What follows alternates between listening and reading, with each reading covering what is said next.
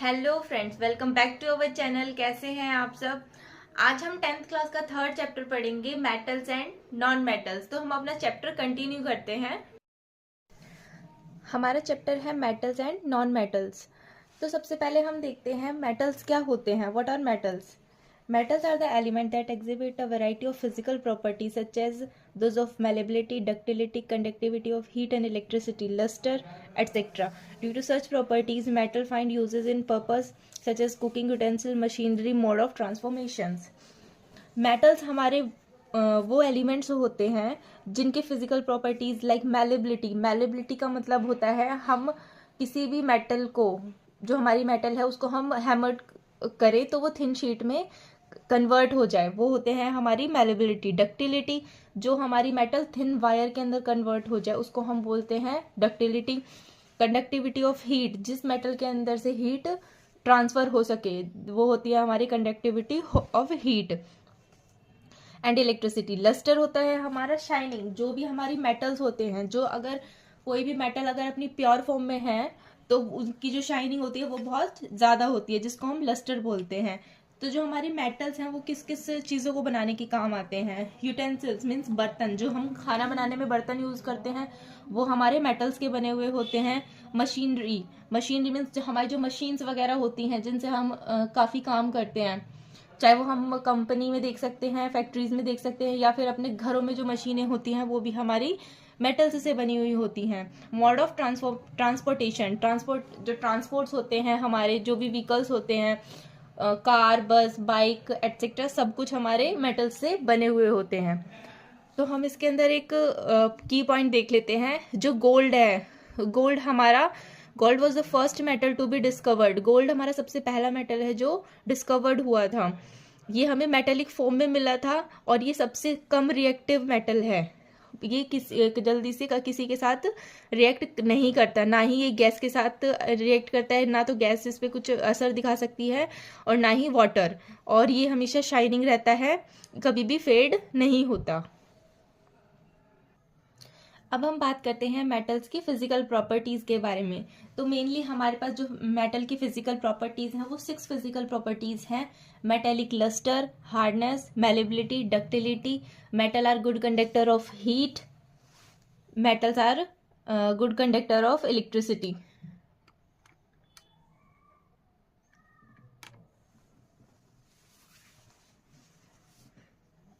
तो हम सबसे पहले बढ़ते हैं metallic lustre. In their pure state, metals have a shining surface. This property is called metallic luster. जो हमारे metals होते हैं, मैंने बताया था अभी, अगर कोई भी metal अपनी pure state में है तो उसका जो surface होता है वो बहुत ज़्यादा shining होता है। This property is called metallic luster. Metal like magnesium and aluminium appear white. और जो हमारे मैग्नीशियम और एल्यूमिनियम होते हैं वो बिल्कुल वाइट दिखते हैं in pure state. Copper is reddish brown and gold is yellow in colour. अब हार्डनेस, नेक्स्ट प्रॉपर्टी है हमारी hardness. Metals are generally hard, जो भी जितने भी मेटल्स होते हैं वो क्या होते हैं, बहुत हार्ड होते हैं। हम इसमें एक एक्टिविटी दी हुई है, हमने क्या किया, take a piece of metal such as iron, copper, aluminium and magnesium, try to cut them with a knife, what do you observe. अब इसमें बोला गया है हम कॉपर, एल्यूमिनियम, आयरन, मैग्नीशियम का पीस लेते हैं, हम उसको नाइफ से कट करते हैं, तो हम क्या ऑब्जर्व करेंगे। हमने क्या ऑब्जर्व किया, जो ये आयरन, कॉपर, एल्यूमिनियम है ये बहुत हार्ड होते हैं, ये इजीली नाइफ से कट नहीं होंगे। अब हम नेक्स्ट पॉइंट देखते हैं हम। Now take a piece of sodium metal, take it carefully with pair of tong and dry it by pressing between the fold of filter paper, cut it with a sharp knife. What is the difference between cutting other metal and a sodium with a knife? Would you be able to cut sodium with a sharp knife? अब जो हमारी sodium होती है, sodium भी हमारी metal है लेकिन वो इतनी सॉफ्ट होती है कि हम उसे एक नाइफ से कट कर सकते हैं। तो एक्सेप्ट सोडियम, मतलब सोडियम हमारा एक एक्सेप्शनल केस है जो कि बहुत सॉफ्ट मेटल होता है बाकी मेटल के कंपेयर में। तो हम सोडियम को नाइफ से कट कर सकते हैं, बाकी मेटल्स को नहीं कर सकते। नेक्स्ट देखते हैं हम मैलेबिलिटी। अभी मैंने जैसा बताया था मैलेबिलिटी होता है metals can be hammered into thin sheet, जो भी मेटल्स थिन शीट में कन्वर्ट हो जाए उन्हें हम बोलते हैं malleability. Silver, copper, aluminium. Silver, copper, aluminium ये हमारे क्या है, जो हम सिल्वर है, चांदी, चांदी के हम अपनी जो ज्वेलरी वगैरह भी होती हैं वो हमारी हर वे में मिलती है, चाहे हम उसे रिंग डालें या फिर कुछ भी डालें। अगर हम फॉयल पेपर देखते हैं, एल्यूमिनियम फॉयल पेपर, वो इतनी पतली थिन शीट में होता है, वो भी क्या है हमारी malleability. All metals are not equally malleable, some are more malleable than others. Think about the way gold can be shaped into intricate chain and rings. जो हमारा गोल्ड है, गोल्ड हमारा मेनली यूज होता है चेन या फिर rings, year rings, gold set वगैरह बनवाने में। अब हम देखते हैं ductility. Metal can be drawn into thin wire. जो मेटल है हमारी वो वायर में कन्वर्ट हो सके, इस प्रॉपर्टी को हम क्या बोलते हैं, ductility. Gold is the most ductile metal. जो गोल्ड है वो हमारी सबसे ज़्यादा डक्टाइल मेटल है। It is interesting to know that a wire of about 2 kilometre length can be drawn from 1 gram of sold. अगर हम 1 ग्राम गोल्ड लेते हैं तो हम उसे 2 किलोमीटर लेंथ में तक कन्वर्ट कर सकते हैं।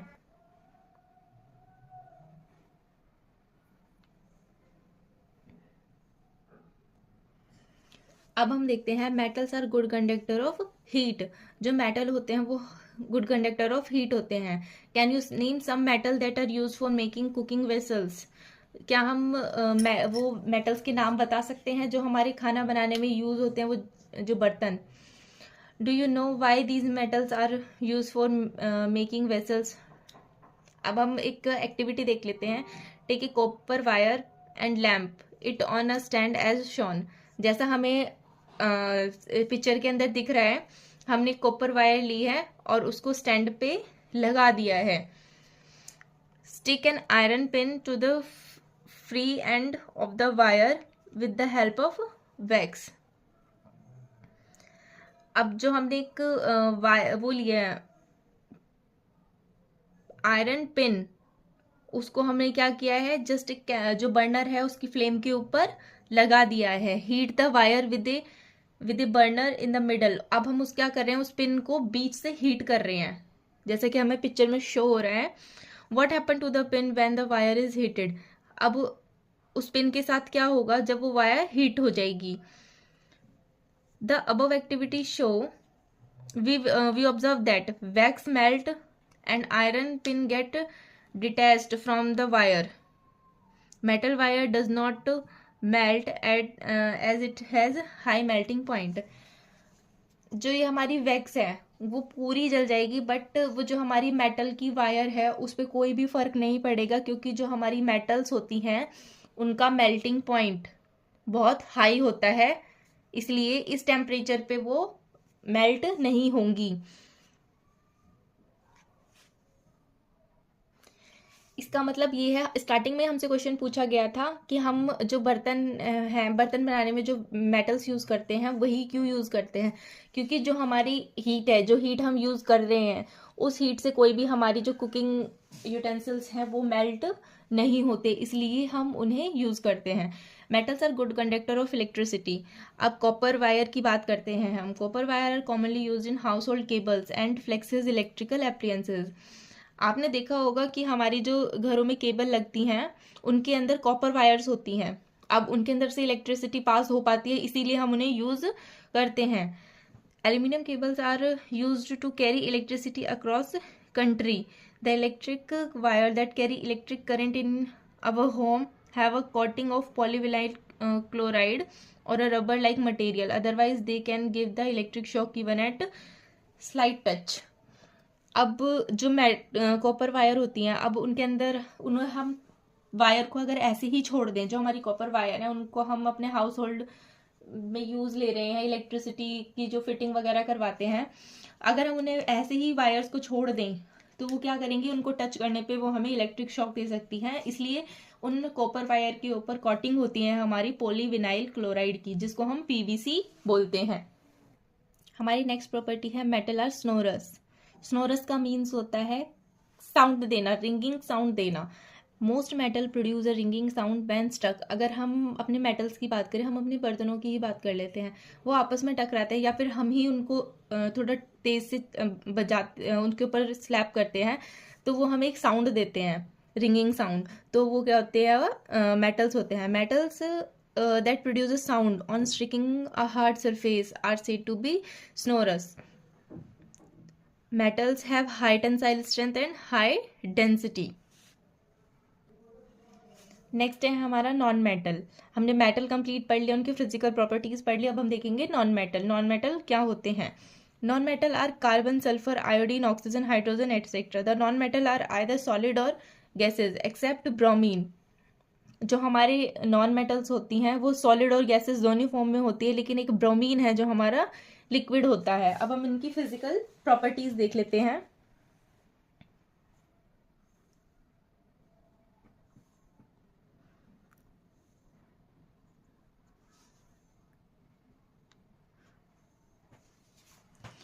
Physical properties of non-metals. Physical state. Non-metal have found to be exist in all three states: solid, liquid and gases. Non-metal हमारी non-metal की बात करें तो हमारी solid, liquid, गैस तीनों फॉर्म में मिलती हैं। Out of 22 non-metals, 10 non-metals are solids.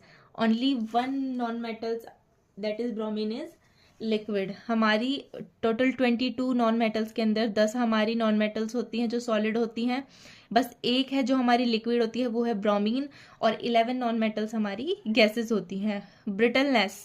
Brittleness क्या होती है हमारी? Solid non metals are brittle, they break down when hammered or stretch.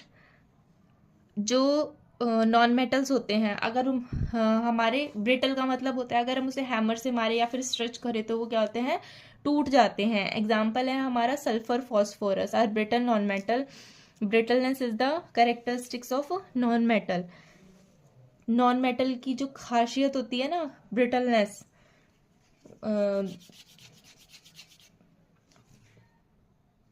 जो नॉन मेटल्स हैं हमारे, ना तो वो मैलेबल होते हैं ना ही डक्टाइल होते हैं, ना मैलेबल होते हैं ना ही डक्टाइल होते हैं।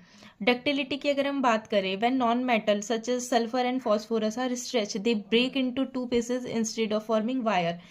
तो जो हमारे नॉन मेटल्स हैं उनकी मेन खासियत ये है कि वो टूट जाते हैं, वो ब्रिटल होते हैं। तो ना तो हम उन्हें थिन शीट में कन्वर्ट कर सकते हैं और ना ही उन्हें थिन वायर के अंदर कन्वर्ट कर सकते हैं। नेक्स्ट प्रॉपर्टी हमारी electric and thermal conductance. Except graphite, all non-metals bad conductor of heat and electricity. This is because of fact that they do not have free electrons. Since graphite is a good conductor and electricity, it is used for making electrodes. सिर्फ एक graphite की अगर हम बात करें, graphite को छोड़ करके जितने भी नॉन मेटल्स होते हैं उनके अंदर से इलेक्ट्रिसिटी ट्रांसफर नहीं होती, क्योंकि जो उसके इलेक्ट्रॉन, जितने भी हमारे नॉन मेटल्स हैं, नॉन मेटल्स के पास कोई भी फ्री इलेक्ट्रॉन नहीं होता। टेंसाइल स्ट्रेंथ की अगर हम बात करें तो टेंसाइल स्ट्रेंथ भी हमारी नॉन मेटल्स की बहुत लो होती है, क्योंकि जो हमारे नॉन मेटल्स हैं वो इजीली ब्रोक अप हो जाते हैं। सॉफ्टनेस की बात करें, except diamond, diamond which is the hardest natural substance, all other non metals are soft. जितने भी हमारे नॉन मेटल्स हैं सारे बहुत सॉफ्ट होते हैं एक्सेप्ट डायमंड। डायमंड को छोड़कर, डायमंड हमारा क्या है? एक नेचुरल सब्सटेंस है। हाँ। Melting point and boiling point. Non metals usually have low melting point and boiling point. जो हमारे नॉन मेटल्स होते हैं उनका यूजुअली लो मेल्टिंग पॉइंट और बॉइलिंग पॉइंट होता है एक्सेप्ट डायमंड। जो हमारे नॉन मेटल्स होते हैं उनकी जो डेंसिटी होती है वो बहुत लो होती है, क्योंकि जो हमारे नॉन मेटल्स होते हैं वो बहुत लाइट इन वेट होते हैं। नेक्स्ट हमें इसके अंदर कुछ कंपैरिजन दिया है मेटल और नॉन मेटल्स के अंदर, ये आप इसमें से पढ़ सकते हैं। नेक्स्ट हम पढ़ते हैं chemical properties of metal. Metal की क्या क्या केमिकल प्रॉपर्टीज़ होती हैं। अब हम बात करें रिएक्शन विद ऑक्सीजन। जो हमारी मेटल्स हैं अगर हम उन्हें ऑक्सीजन के साथ रिएक्ट कराते हैं तो हमें क्या मिलता है? Almost all metal combine with oxygen to form metal oxides. जितने भी मेटल्स हमारे ऑक्सीजन के साथ रिएक्ट करते हैं वो हमें क्या देते हैं, मेटल ऑक्साइड्स दे देते हैं। तो अब हम इनकी कुछ रिएक्शंस हैं उन्हें देख लेते हैं। हमने लिया है potassium and sodium react so vigorously that they catch even fire if we kept in the open air. जो हमारी पोटाशियम है, सोडियम और पोटाशियम, हमारे जो मेटल्स हैं वो इतने ज़्यादा रिएक्टिव मेटल्स हैं कि हम उन्हें ओपन एयर के अंदर नहीं रखते, इसलिए हम इन्हें केरोसिन के अंदर रखते हैं, इन दोनों मेटल्स को, kerosene. They are so therefore kept under kerosene और paraffin oil. Metal oxides are solids. अब हमने इसमें रिएक्शन देखी है। अब हमने पोटाशियम को रिएक्ट करवाया है ऑक्सीजन की प्रेजेंस में, तो हमें क्या मिल रहा है, पोटाशियम ऑक्साइड। ऐसा ही हम सोडियम को रिएक्ट कराते हैं ऑक्सीजन से, हमें मिलेंगे सोडियम ऑक्साइड। नेक्स्ट है मैग्नीशियम को जब हम ऑक्सीजन के साथ रिएक्ट करवाएंगे तो हमें मिल जाएगा magnesium oxide. When magnesium is heated it burn with a blinding white light to form oxides. Next हम देख लेते हैं मेटल ऑक्साइड्स होते क्या हैं। Metal oxides are basic in nature. जो मेटल ऑक्साइड्स होते हैं वो हमारे बेसिक होते हैं। सब metal oxides such as aluminium oxide, zinc oxide etcetera. जो हमारे एल्यूमिनियम और जिंक ऑक्साइड होते हैं कि क्या होते हैं, बेसिक होते हैं। सॉरी जो हमारे एल्यूमिनियम ऑक्साइड और जिंक ऑक्साइड होते हैं ये हमें एसिडिक और बेसिक दोनों कैरेक्टर शो करते हैं। अब हम बात करते हैं एम्फोटेरिक ऑक्साइड्स क्या होते हैं। The metal oxide which react with both metals with both acids as well as bases to produce salt and water are known as amphoteric oxide. जो मेटल ऑक्साइड्स रिएक्ट करने पर हमें एसिड और base के साथ रिएक्ट करने पर salt और वाटर देते हैं उन्हें हम बोलते हैं एम्फोटेरिक ऑक्साइड। अब हमने एग्जाम्पल लिया है, एल्यूमिनियम ऑक्साइड को हमने एसिड के साथ रिएक्ट करवाया है। एसिड है हमारा HCl, तो हमें क्या मिल रहा है, एल्यूमिनियम क्लोराइड, सॉल्ट हो गया हमारा और वाटर भी निकल गया।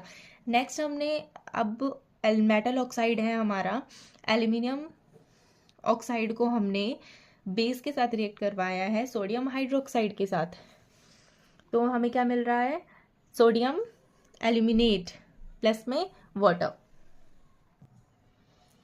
अब हम नेक्स्ट केमिकल प्रॉपर्टी पढ़ते हैं, रिएक्शन विद वाटर। जब हम वाटर के साथ किसी भी मेटल को रिएक्ट कराते हैं तो हमें क्या मिलता है, metal react with water and produce a metal oxide along with hydrogen gas. Metal oxide that are soluble in water dissolve in it further form metal hydroxide, but all metal do not react with waters. तो जो हमारे metal water के साथ react करते हैं तो वो हमें मेटल ऑक्साइड और हाइड्रोजन देते हैं, और कुछ मेटल ऑक्साइड जब वाटर के साथ रिएक्ट करते हैं तो वो हमें मेटल हाइड्रोक्साइड्स देते हैं।